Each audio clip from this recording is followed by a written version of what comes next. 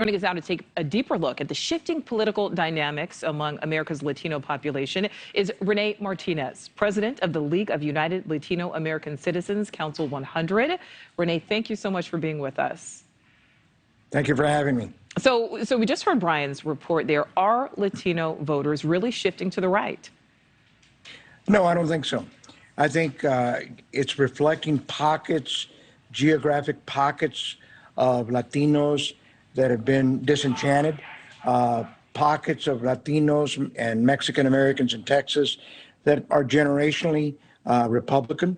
And the other factors of the Republican Party is very active in recruiting Latinos. But in terms of issues and values, you have to understand that Latinos are not homogeneous.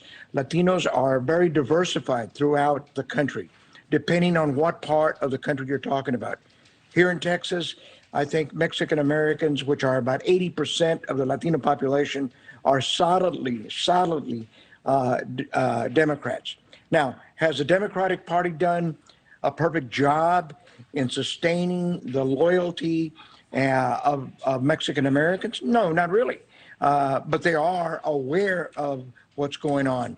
The issues are there. The values the core values of the Democratic Party are there, and they're going to have to do a better job in recruiting and sustaining the membership of Latinos in the party. You know, and Renee, you made such a good point there that Latinos are not a monolith, as is no ethnic group.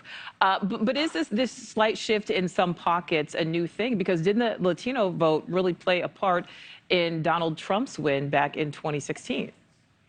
Well, it depends on what part of the country you're talking about, and it depends about what ethnic group within the Latino community. In Florida, obviously, the Cuban American community is still predominantly Republican. Puerto Ricanos, the vast majority, are Democrat. In South Texas, near the border, the way Donald Trump dismantled the immigration system, it created a lot of problems with immigration that President Biden has now have to fix. So immigration is a key issue among the residents around the border. So that's disenchanted quite a few Mexican Americans, especially ranchers and farmers, who deal with immigration on a day-to-day basis. But if you look at the urban areas in Texas, Houston, North Texas, Dallas, Austin, San Antonio, El Paso, those are still huge havens of Democrats and Mexican Americans that are Democrats. You know, and one thing, it's just so important not to ever try to lump a group as being one way or thinking one way, because obviously different populations within the Latino umbrella may have different priorities, correct? Different priorities and different experiences. So again, we all don't look alike. We all don't think alike. And the issues, depending on the geographic areas of the country, differ. Some of it may be immigration.